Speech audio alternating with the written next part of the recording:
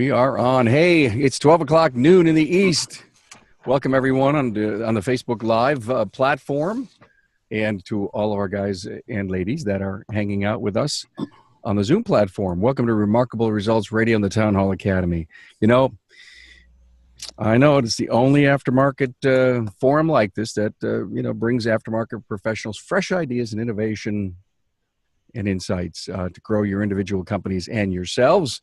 And we're live on Facebook as we do every Friday, and we'll repurpose this as an Academy podcast by Wednesday. And if you're on Facebook, please share this. We're here in episode 58, How to Become the Employer of Choice. Thanks so much to Jasper Engines and Transmissions for your support. Why purchase a Jasper quality remanufactured product? Well, it's their people.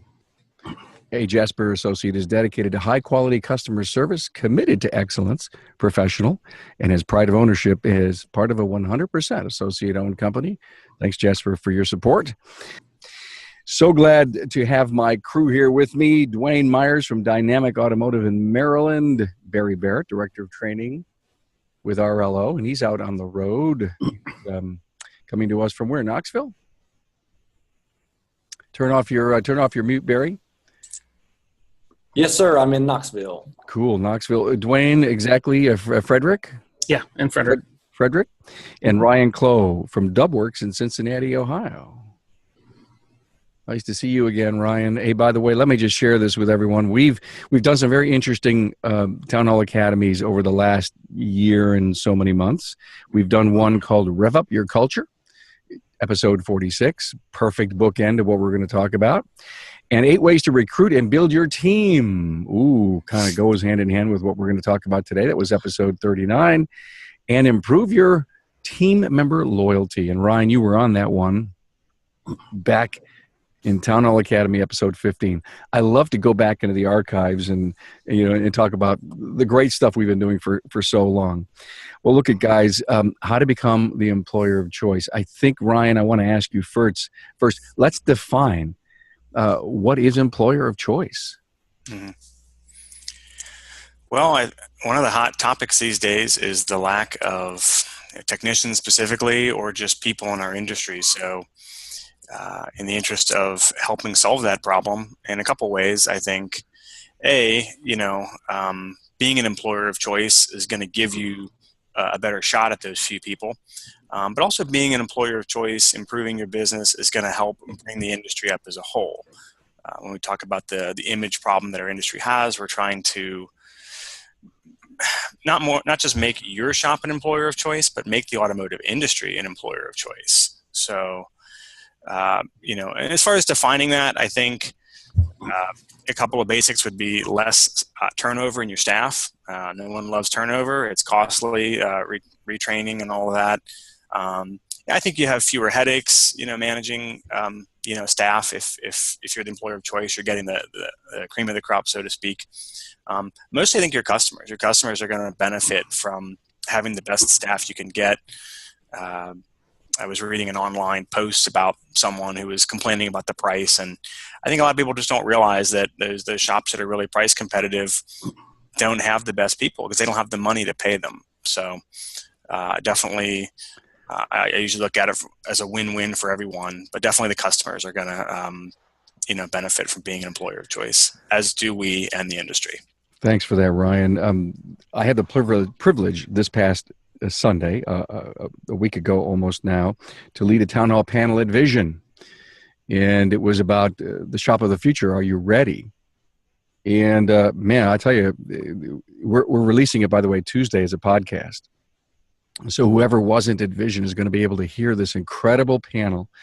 And Ryan and Barry and Dwayne, boy, so many of the things I believe we're going to talk about came out in that, and they didn't come out, and they came out from peers and colleagues of yours talking about what's necessary to grow our businesses by having the right talent inside the business. And oh, by the way, paying them with the right money and benefits.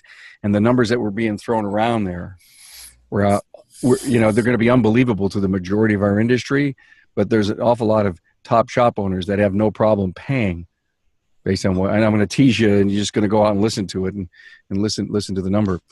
Dwayne, what's the benefits to you and your company to be the centerpiece in your marketplace, the employer of choice? Tenure would definitely be a big one. I mean, this last year, we just had 5 of our team members were with us for 10 years, which was a big milestone for us. We're very proud of it, but the customers like to see the same people. And when you build that culture of development and the benefit to me is it just builds the brand and the business. When you have the same people that are all going the same direction with the same vision, they know what you're doing and what you want to do, and they get on the bus with you and they go.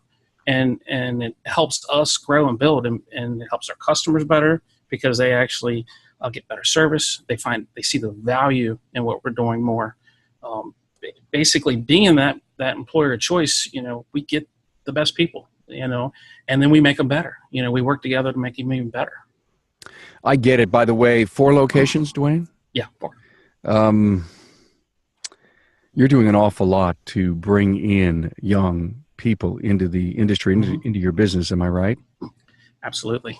Yeah. And by the way, we're planning to have an interview down the road here with the Labor Secretary of Maryland, because you're working closely with apprentice programs, right? Yes. Mm-hmm. I'm excited about that, and we just can't talk about that enough. The whole story, I think, Ryan, you may have mentioned it just a bit earlier, whatever shortage we have, if it's top talent, if it's great service writers, if it's technicians, I think the industry is finally coming to terms with the fact that we're going to have to grow our own. And Dwayne, you're doing it. Ryan, I know you're doing it. And Barry, you're out there preaching it. So we've got a perfect team here. Barry, core values. I think I heard a little bit of that, in reference with Ryan and Dwayne. So let's just don't talk about it. Just be it, right? Right. That's what I do. I say, don't just talk about core values. You got to be about it. I have 2 kids, and at home, if I just talk about learning, talk about reading, talk about growing, and they just sit there and watch me watch every episode of Scandal on Netflix, they're going to do that. But if I'm actually reading and learning, they're going to do that. So your employees are no different. But any great family starts with a list of core values. And I believe that businesses should strive to be a great family and make people feel like they're a part of it. Some of that comes with discipline and accountability and all those adult words.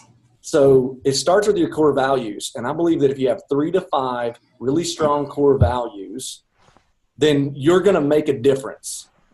And so when I say that, you also have to, the problem with most people's core values is they will say they believe this, and then they never define it. They never tell stories about that core value. And if you'd like me to give me some examples, I can. I'd love to hear one. So if you say that trust is a core value, and it's like, well, we trust this. Well, what does that mean for your company?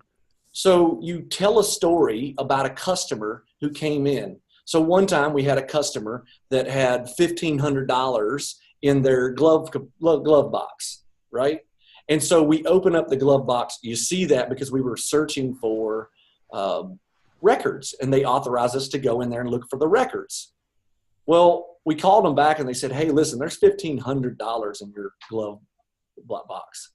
We're going to put this in our safe until you get here. Trust. So we tell that story for any new employee and say, that's why we know that we can point to the fact that trust is a big deal and how we live it. Just an example. I love it. Guys, let me interrupt. I want to show you a book I'm reading. I can't put it down. Gino Wickman, Traction. Oh my God. Yeah. So this was sent to me by a listener, because they hear us talk about this all the time. And, what I almost feel about this book is it feels like the follow-up to E-Myth. And in here is an assessment of the core values as it relates to each individual in the company, if they pass or fail based on, as you said, Barry, those core values. So I'm just going to recommend that It is, to me, the how-to book of how to run your company. Barry? So why do you think that I have this in front of me? That's it. You don't know this about me, but I'm actually an implementer of the EOS system. No. Wow, I'm reading it. And so here, yeah, wow, Barry, we are connecting, aren't we? Oh, wow. So, we didn't even know. Yeah. No, we did not even know. So, it's just that I can't put the book down, Barry. I think it's so good. And Barry, while I have you on and you're the expert at this, isn't this a great book for every shop owner to be reading? If you don't understand your core values and you don't really get them down to the definition, that's where it all starts. And I think these two gentlemen, when I say, one has 2 shops, one has 5 shops or something. I mean, look, there's no way that they don't understand their core values, or they couldn't grow to that level. And then, you start with your focus. So just in that book, it's the 8 questions that we all start with. I was listening to somebody the other day, and they had like 50-page business plan. And I mean, I'm losing my mind. I'm like, I'm just not that intelligent. I couldn't do that. So I have a 2-page business plan that has 8 questions. And that's how you grow that business, so that it's not confused. Because as Donald Miller will tell you, if you confuse, you lose. So guys, open question. How do we get service advisors and technicians to beat a path to our door?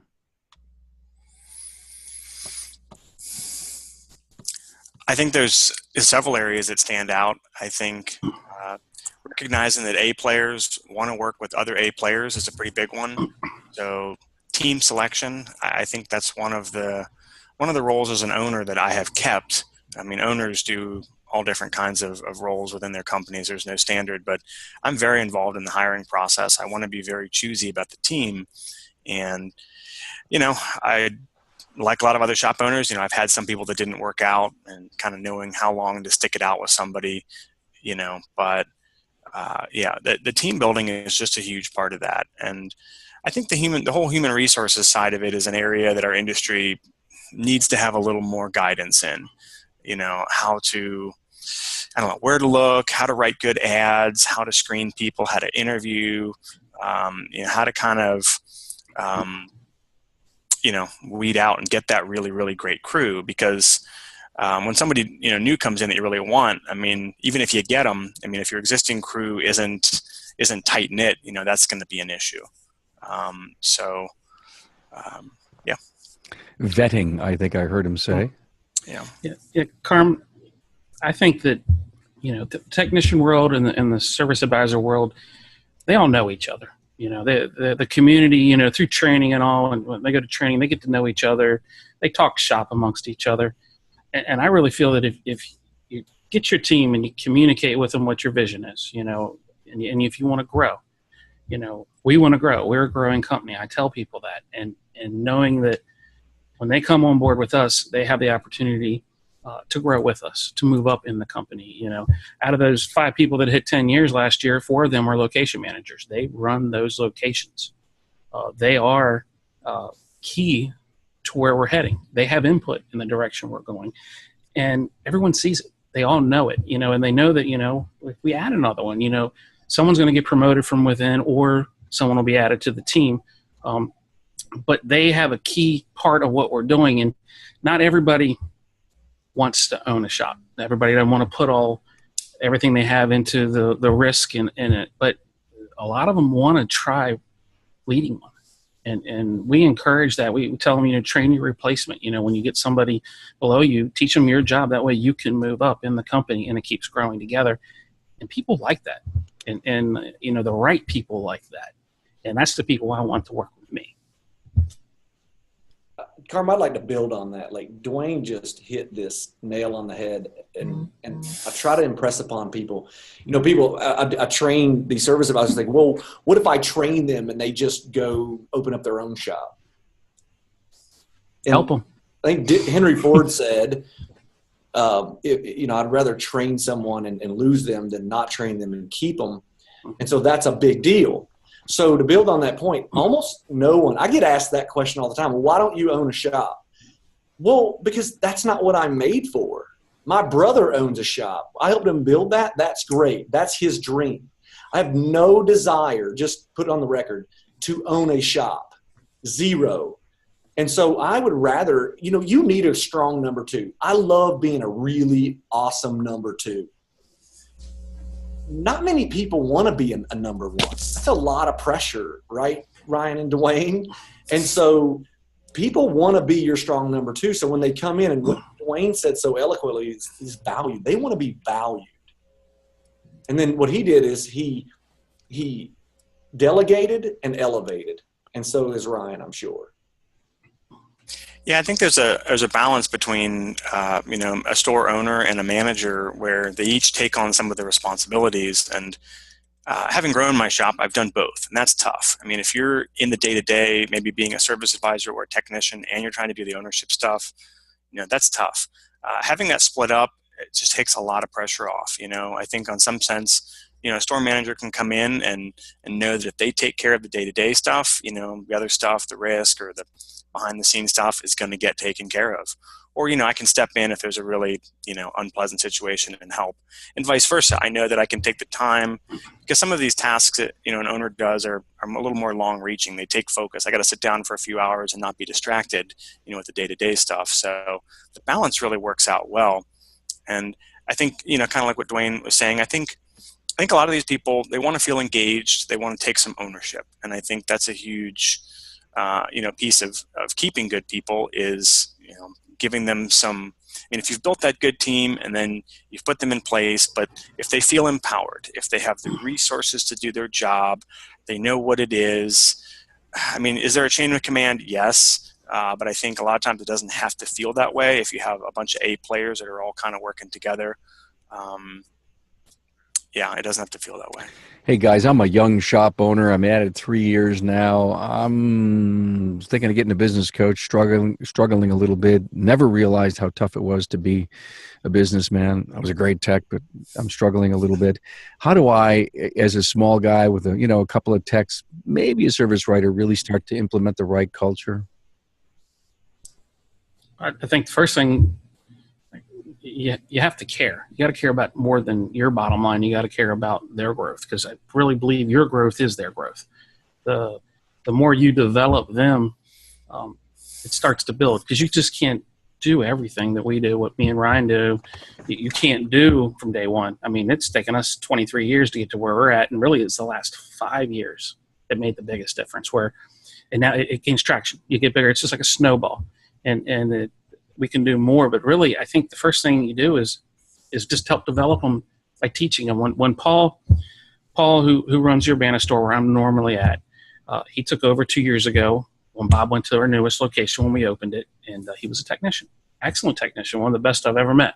And he sat across from me, and I told him that, look, I'm going to teach you and help you grow, and I'm going to teach you everything I know, and I'm going to introduce you to everybody I know, and I'm going to help develop you as much as I can, so you will know if you ever decided to leave, you could do this yourself. Of course, he's like, I don't want to leave. I don't want to do that. And I said, well, I'm just letting you know that I'm going to teach you absolutely everything I can, so that you can do this, that you'll have it. Guys, hold that thought. I know Barry and Ryan, you'd love to say something, but I got to go a little deeper with Dwayne. Has it ever happened? Have you ever helped anybody start their own shop yet? Actually, I have a really good friend of mine that left to go start a mobile repair business. Okay. And he's actually gained some traction and started to be successful at it. Most don't want to. Most don't want to take the chance. And if they did, you would do everything in your power to help this person be successful. Yes. It raises the industry, which means I don't have to fight somebody for charging $60 an hour, and losing money. I'm like, educate all of us, and we'll all do better. This came up at the town hall that you're going to hear in the podcast on Tuesday at Vision. And I think your name was dropped actually at that moment in time. I can't remember where it was, but it was Chris Chesney who may have said that. And let me tell you an opinionated piece that I came out of Vision with. We were in just kind of a very casual roundtable, and someone said, well, the tech shortage. And I said, let's not talk about that. There are solutions out there. Hopefully you are all part of the solutions. And then there was a lack of really, really good training. And that was, it's possible that that's a great debate to have. And then the next thing that hit me, you all, was the lack of the entrepreneurial technician that wants to take over the boomers' businesses. And I actually said that right straight out in, where there's 500 people in this breakfast at Vision. And I said, raise your hand if you're a tech. You've got to be able to take care of the boomers' businesses. You've got to be committed. And the shop owners today, like you're doing, Dwayne, have to help at this thing. So if they are working at a place where you are the employer of choice and they want to move up, just think what you could be teaching our young people in our industry about what they're going to need to do to take over, because the independents have got to survive. And we can't wait for I'm sorry, I'm on my little soapbox here, guys, but we can't wait for someone to go in and start a business and 10 years to try to be successful. They've got to be successful sooner and better and quicker and faster. And that's my point. And I guess the value of the podcast, the Town Hall Academy, is that you're all bringing to rise all ships in this industry. And I'm done with my piece. That's almost this employer of choice thing is driving that the way I'm thinking about our future. Say Paul left, that would, I don't want to say it would be devastating. That would definitely put a wrinkle in it because Paul's a key player. But if he left, I'd wish him well. I'd help him because we definitely would remain friends, but I would help coach him, But my benefit losing him is I have 35 other people that saw what we did together. And then there's a whole community that knows that, hey, if I go work for Dwayne, if I really want to do this, he's going to help me, and that's all part of it. You can't be selfish and just help him for your benefit. You got to help him for the team's benefit. Back to my original question. I'm a small guy, Ryan. How can I really start implementing this? I think that's one of the great questions. You can kind of look at the end product and where you want to get, but in the beginning, you're not going to have the budget to do everything that you can. So prioritizing, there's. I just had a thought. Can I share it with you? Sure. Yeah. Think that you are an incubator. How's that? Meaning you're growing service advisors and technicians and managers in your small little business to take over for you someday, and or to start their own place. And if I could teach them all of this great stuff, my business will be great too. And I'm not going to have to wait 5 years to make these little tiny steps. Yeah. Can I real quick? Yeah. So when a business is small and you want to start out a business, and we started our automotive business. It's my brother's automotive business. We started it about 7.5 years ago. So it's not like I've even been in this business long. And so we started on day one, but the key to it was we understood the roles and responsibilities of each position. Now, he was doing 3 positions and I was doing 3 positions. But when you start to put down the 4 or 5 things that really matter in those positions, you can start to put verbs in your sentences. So the service advisor, what 5 things are they responsible for? The technician, what 5 things are they responsible for, right?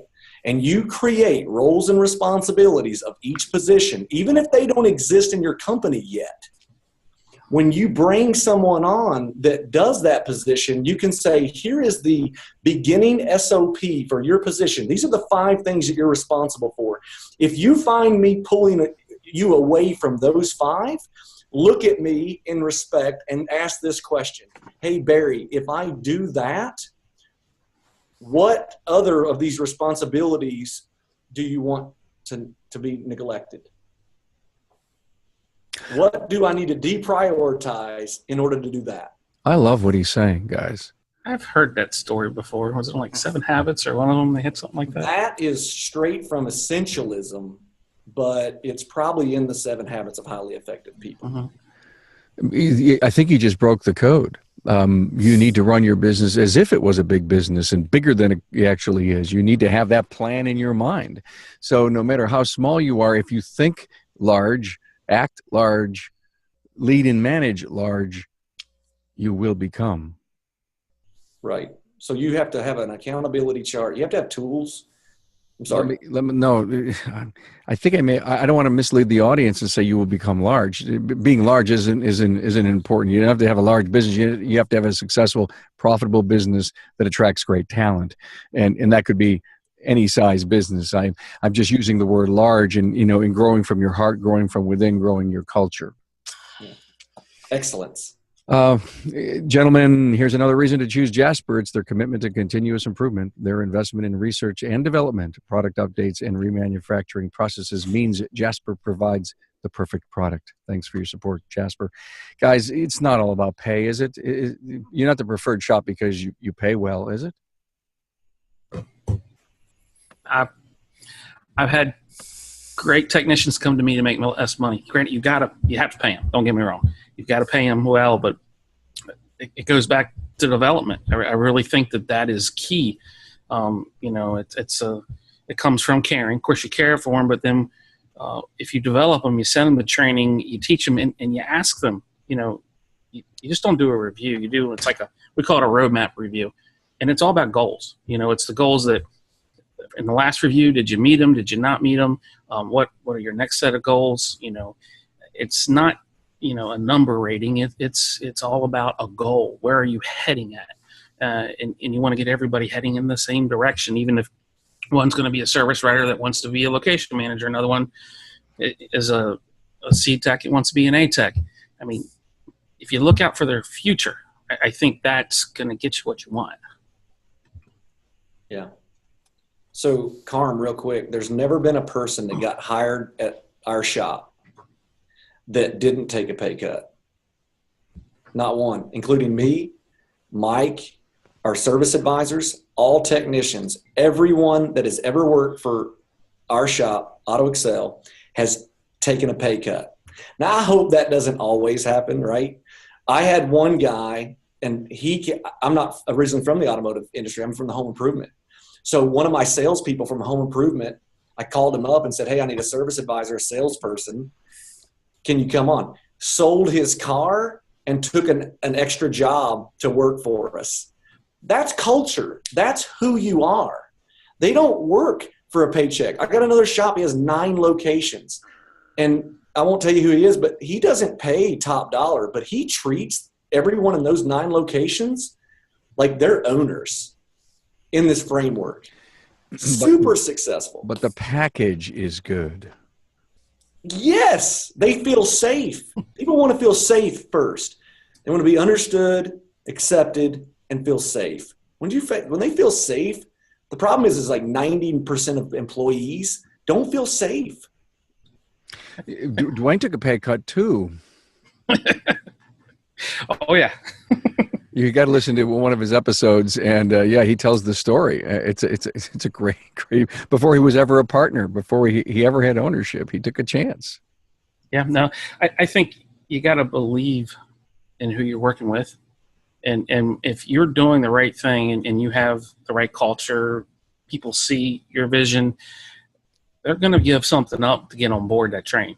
It's, to me, that brings value. I mean, yeah, you have your 401k, your time off. It is a package. Pay is a big part of it. But if that's the only reason you're with me, you probably don't belong on that train with me. I want the person that wants to grow with me, not someone that just is up here making top dollar. I want my guys and girls taken care of. I want them to make good money, but I really want them to grow more than anything. Okay, guys, feed me. Besides pay, what do our people care about? I feel like a lot of people, I mean, not just in our industry, they want to know that there's room for growth. And I think it can especially be a challenge for technicians who view their position as a little bit more static. But I just see it as a person who works with hiring, that people, they want to know that there's something there. So I think you have like an off-the-shelf culture, like we want to be one of the best shops out there, and you're selling these people on this vision, and that makes them feel, good about the company. But are we growing? Are we changing? And I don't know, just to speak to the monetary thing. I mean, it may not be the first thing on people's list. I don't know. I think if you are doing a lot of things right, you shouldn't have an issue, being higher on the pay scale. And if you're a smaller shop and you can't afford, one of the best guys, then that's a reality too. I mean, we're going to do a little bit of training. I don't know. There've been some interesting things that and I can't think of all of them at the moment, but at shops do. I can think of an owner that buys lunch every day, or another one that actually cook every day. We're organizing a paintball event for our shop coming up the next couple of weeks. Just stuff to do that's fun, that makes it feel like, I don't know, like we spend all these time with these people. I mean, if hopefully you've done a good job of getting a good group of people in there, you have these things that are valued in addition to the money, where there's some kind of future happening here.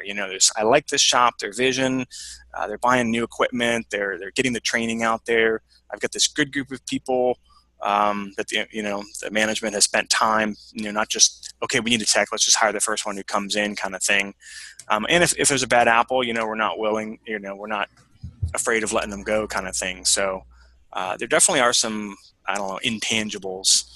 And then there's other things, a lot of the culture of our shop is an enthusiast culture. So we had a bay in the back of the shop. It's kind of a non-production bay. So, hey, if you want to work on your high performance project, you can disable it on this rack and don't feel bad about it. We do parts at cost for any of their personal cars. Some shops, mark up parts, even for the staff. Coming in after hours, stuff like that. I mean, if you need a little bit of flexibility, hey, I got a doctor's appointment this day. It's like, hey, come in, make your hours up somewhere else kind of thing, for technicians. So I'm so glad you said that. I interviewed Mark Roberts a few weeks ago, and he learned the hard way about family and growing up and sometimes not seeing his kids the way he should. And so when he started his shop, he made it a rule that you never missed a family event, ever, no matter where in the country. So his soon-to-be partner, his manager, happens to have a son that plays hockey. He's in Texas to some plays hockey in Virginia, and he flies there twice a month to see his son. And it doesn't matter what you have going on with family at school or at play or anything. He says, book it. We'll book around you. And his big premise was, guess what? You go because no one will die because you're not here. And he says, what's the worst thing that could happen if you're not here? And everybody works harder, and it is a team. And I loved what you said, Ryan, and let me challenge this. Family. You said the word family, or if you didn't say it, I think you did. I wrote it down, and then I wrote the words "add to" next to it. Add to your family. If this means so much, if this is where you spend a third of your life, and you have to bring on someone, you're going to hire right, but you're also going to look at that person, right, Barry? They're going to look you in the eye, and you're going to know, I have the responsibility to add to the family. So here's the thing, and somebody messaged in, and I need to clear this up. Everyone in our shop started out with a pay cut. Now, last year, everyone, without exception, made more money than they ever made before. So let's clear that up. Good. Because you do. You as you grow, they grow. And so to build on what Ryan said a while ago about these different things, people want a purpose. Like, going over everybody. I've trained over 1,000 people last year. And every one of them, almost without fail, they want a purpose for their life. And they want to know that their work matters. And when we don't feel like our work matters, it used to be public speaking was the number one fear. It is actually living a life of not a purpose. So 2 quotes come to mind, and Carm, I love quotes. One was by Helen Keller. She said, the only thing worse than having no sight is having no vision. And she would know, I think. Mm-hmm. And then there's Henry David Thoreau. He said that most men live a life of quiet desperation, and they die with their dreams still in their heart. So we go to work with no purpose and with people that we don't like, and that is literally a third of your life. And every CEO of every shop in America can change that. Everyone, because you have to cast the vision. And that's what this story is about. I love the pay cut thing. It was Kevin Eckler who said, hey, I have to say something. Ryan, if you're getting ready to hire an A player who's really coming to you and says, listen, I got to work here, this is the place, you don't look for a pay cut. You just say, basically, this is what I'm paying. Has anyone ever come to work for you, Ryan, and earned actually more money? Yeah, definitely. Okay. I think, I don't know. I mean, in my personal experience, I think a lot of people want to make a move up. And I've maybe had one, I can think of one hire that didn't work out. I do think, if your culture is really great, that's awesome. And I think, some people will take a pay cut to do that. I do think it's something to use a little bit of caution in, because sometimes I don't want to say people are desperate, but like, hey, I need a job. And if someone's really overqualified, I think ideally people are on this ladder where they're kind of moving up in their career. And, our shop could be a step in that ladder. And we don't expect, I'm happy if you want to stay 5-10 years, but some of our guys have gone on. One guy's a master Bentley technician, got trained in England. Another guy went to work for one of our vendors. So, that's fine all, but people do want to take a step up. And so I would just, I don't know, I'd want to ask a little more questions or get a little more about, what was really important to an applicant if they were, I want to say taking a step down, but taking a pay cut. And I think we have had some people, who took a pay cut, and we've definitely had some that, made more than what they were making. And you want to ask them, what did you not like about your past job? And if they say, hey, I'm just not making enough money, and you can't offer that, and then you're like, hey, well, I'm not going to waste your time or mine. But I think identifying what's important to them is a pretty key component there. So today we're able to hire based on like market value, 7 years, in the beginning, right? So and I think that's what Ryan was speaking to, right, Ryan? Like once you get to the level, you can hire on market value. Like the policy isn't bring in for less pay. The policy is if we have the money. So once you have the money, you can hire at above market value. I think, you're going to be somewhere along your path. And if you are a smaller shop and maybe you have a smaller budget, then yeah, you might not take the master tech from the dealer or the head service advisor. And that's an opportunity to, we've hired some people outside the automotive industry. At that point, I hire on personality and I will just train you. You can train just about anything. Personality, that's a hard thing. So we've had some great people that, have become automotive career professionals where they weren't before. So that'd be my comment. If you own a smaller shop or don't feel like you can afford, one of the great ones out there, get the personality and, you're going to have to do the training on site. Yeah. Carmen, I think one of the biggest skills that an owner can do is work on their listening skills, and both of Barry and Ryan are right. Listen to them, and just not the interview. Interview is great, but as you do each review and all, talk to them. What do you want? And like I said, if it's pay, then great. Let's work on making you a 6-figure person. Not a problem. I have a lot of guys that have young families now. They didn't start with young families. That's why it's good to always keep listening. I push my computer monitor to the side when they come in and sit in my office. I want them to have 100% of my time. And they have families, and now it's time off. Basically, you've been with me 7 years, you get pretty much a week off, full pay. Do what to spend time with your family. An event comes up, go to it. You know what? Even better, invite me. I'd love to go.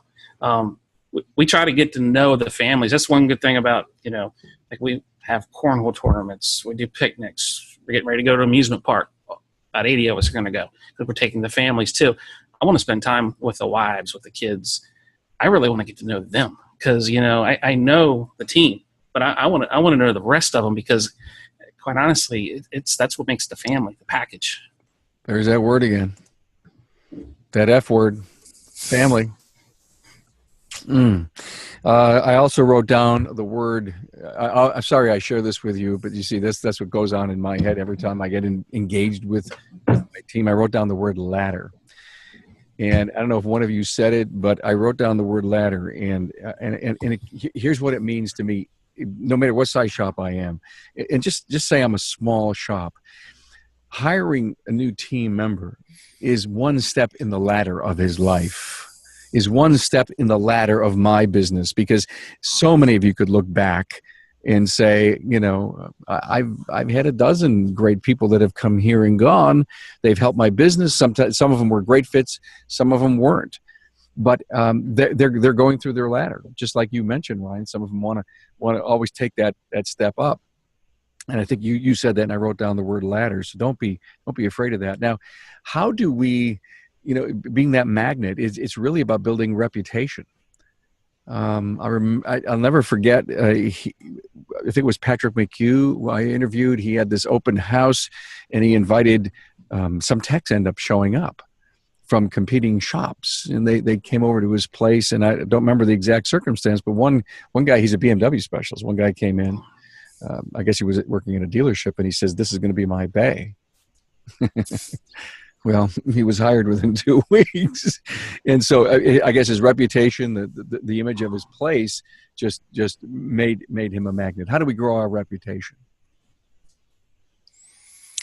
I think, in addition to the typical stuff, online review generation, having a system and process for that, people do want to work at a shop that they can be proud of. And as far as getting the word out there reputation-wise too, I think constant recruiting, even when you're not hiring, we'll have an ad out that just says accepting resumes, and we'll get, because it's all about timing. You're getting the timing to line up of someone who's looking and you're hiring, but sometimes they just don't happen to be looking at that moment. So you kind of generate a list of potential candidates who might like to work for you. And I have such a list, and I have a bunch of numbers, but some of these people have seen my recurring ad, and they'll come in and just say, "Hey, I don't have anything right now, but why don't you stop by? I'd really love to show you the shop." And I think it just kind of helps get the word out about what we're doing, especially if you feel like you've got a shop that you've been working on, and you got a couple of good things in there you really want people to see, because they definitely talk. People in our industry talk, and they know what's out there. Isn't that the key? I mean, you would really have to manage that reputation through the technicians network. Mm-hmm. Yeah, I think one of the best ways to manage your personal and business reputation with your team and possible future team members is do what you say. Follow through with what you're going to do. Take the time, of course, and taking the time to talk and listen to your team. But when you tell them you're going to do something, just do it. I think that it means a lot to them, knowing that your word means something. Both of those guys, the word that came to mind was integrity. And I often think about integrity, and it's different than trust. It's the ability to integrate. So integrating what you say and what you do, I think that's a pretty good summary of that. And man, that's good. Guys, one of your talking points was quarterly reviews and the value that can have on becoming the employer of choice. So I think my quarterly reviews are going to be different than most people. So what we do, and what I like to do when I onboard someone, is I have a 16-page dream planner. And that dream planner, there's not one mention of our business mentioned in that 16-page plan. That is all about you and your hopes and your dreams and your goals. So when you work there with us for 3 months, we sit you down at the end of the quarter, and we go down that list, and we say, "Hey, how are you and your wife and your kids doing here? How much time are you spending on your hobbies that you listed here? Is it less or is it more? Because if it's not more, I might not be doing my job. If it's less, I might be working you too hard. Tell me about that. What does that look like? You had this goal. Are we helping you with that? Because, when you make more money, we can help you reduce your debt. So are we doing our part?" The quarterly review is all about you, Carm, not me. And so when I help you with your goals, you're going to help me with mine and be great, right? And feel a part of that. That's what quarterly reviews are for me. You guys doing them? Yeah. Are you talking Barry or me? Yes. We do, and ours quarterly is like I said, the roadmap reviews. Quarterly is the average. Some team members get more, and they actually, I've had some millennials ask me for more because they were missing a part. They didn't realize that was part of their job duty, or they were, I had one young man that was coming in he wanted to be on the apprenticeship program, and he came and asked me why. I said, "You're 5 minutes late every day," and he's like, "That's a problem." I'm like, "Yeah, you work with the team. It's a problem." And he's like, "I'll fix it the next day." And you know what? He did. It impressed the heck out of me. I was so impressed with him. But he's like, "I want to know more." So once a month, we sit down and talk to him, just so he wants to know that he's heading in the right direction. And then quarterly's average, and then like a location manager like Paul, he's every 6 months. But I talk to him every single day. I put more of my effort into him than I do anybody, because then it trickles down. Then he does that too with the next group, because it's my job to help him, so he gets the most amount of my time. Great. Guys, if I was a business that had set a unique differentiation, something that really made me unique, and that perpetuated not only inside the business but outside the business, Barry, would that help me be an employer of choice? Man, I talk about it in sales all the time. It's your unique selling proposition, USP. That's what we call it, right? Everybody's heard of that. That's not a new thing. But I think that most people don't know their three uniques. I think that they start talking about all their uniques, and uni means one. Okay? So you have to be the only one that does it, or perceived to be the only one that does it. That's why we have three. Because, Ryan and Dwayne may do two of my uniques, but no one in my market can have all three. So you have internal, customers and external customers. So if I can be unique in those three, then the employees will come to me that value those three uniques. But until I have properly identified exactly what they are, how are they going to have the GPS to find me?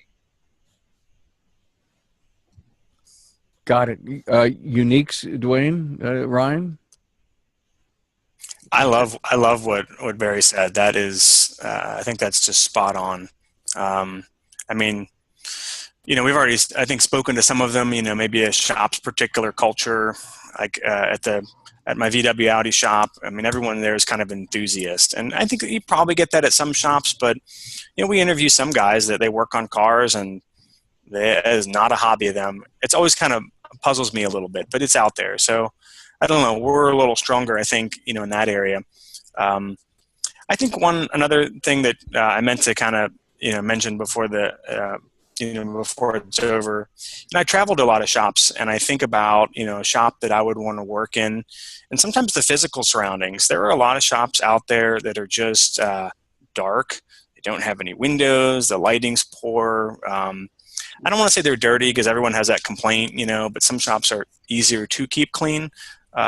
So I think if we're, trying to be an employer of choice, I don't think it has to take a lot of money. I've seen some really creative, renovations of waiting areas with, certain materials. But I think definitely out in the workshop, good lighting. That's a big one for me. Lighting and windows is just a place that I would want to work at. And workspace. I've definitely seen some shops where we go back there and the tech's got a toolbox and the parts are sitting on the floor. We went to a restaurant supply store and got some stainless steel, kind of prep tables you'd find in a restaurant, find that it holds up pretty well. So I kind of, take a moment and walk through my shop or a shop and go, is this a place that I'd want to work at? People want to have the resources to do their job. I think if you get a great person, you got a great culture, but they want to know that if they need something, they've got it, and that could be, a new printer. It could be any of that kind of stuff. I think all the guys in my shop know that's part of our culture. Like, if there's something I need to do in my job, pretty much without exception, we're going to get it.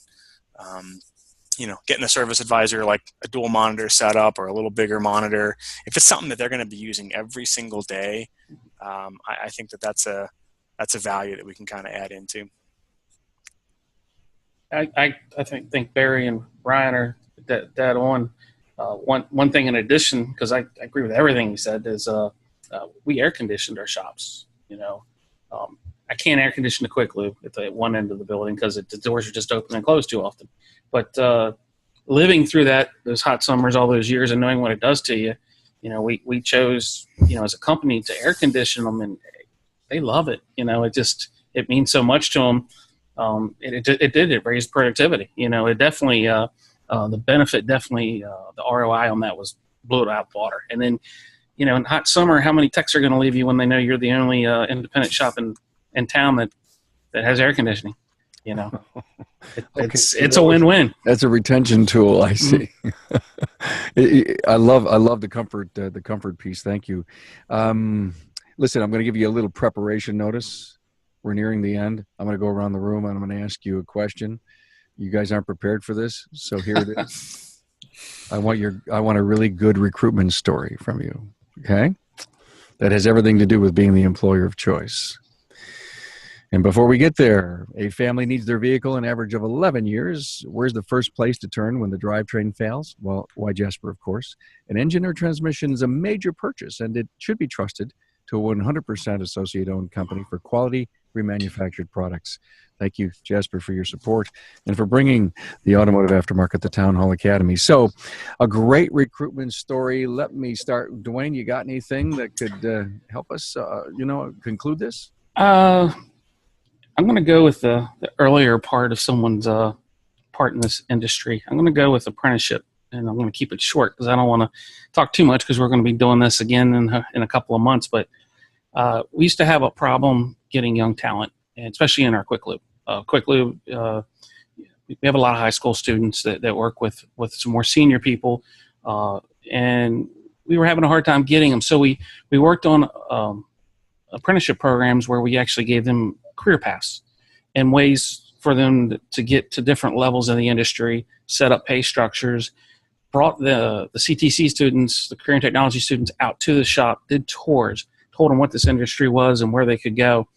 And ever since then, I have a full bucket of talent wanting to work for me. And it did a lot of people good that work here that heard young minds saying, if I would work there, this would be great. This is the place I want to work. And man, that does your heart good. I love this industry, and to hear a young mind want to enter it because they think that it's great, it's wonderful. So I don't have a void there. If anything, I have a waiting line of young talent. And I think that recruitment is important for our future.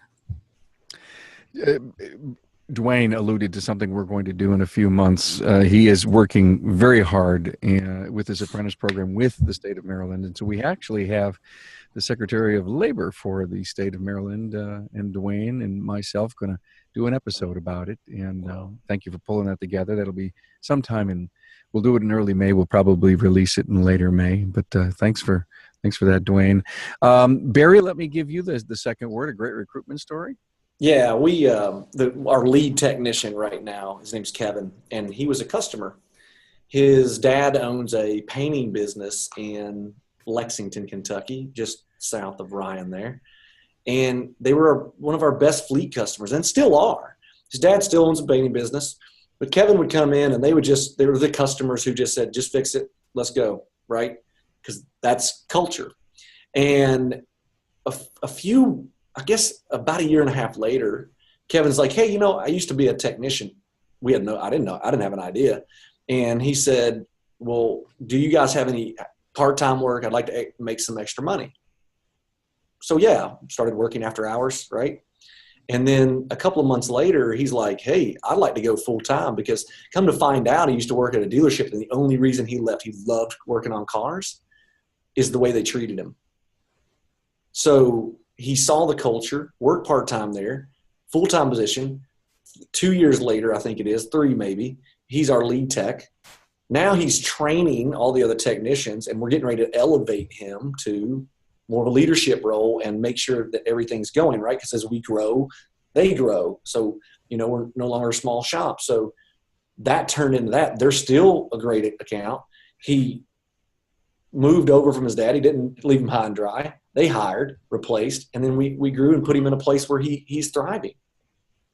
Great story. We hear that a lot about the dealership thing, and all due respect to the dealerships in our industry, more and more guys that have either opened their own shop or came over to the tech side felt that they were just a number. If you treat someone like a number, they'll treat you like one. So again, I think it goes back to that swing thought of building your culture, family, stepping ladder.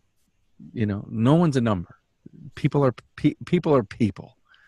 and treat them like that. Thank you for that, Barry. Great points.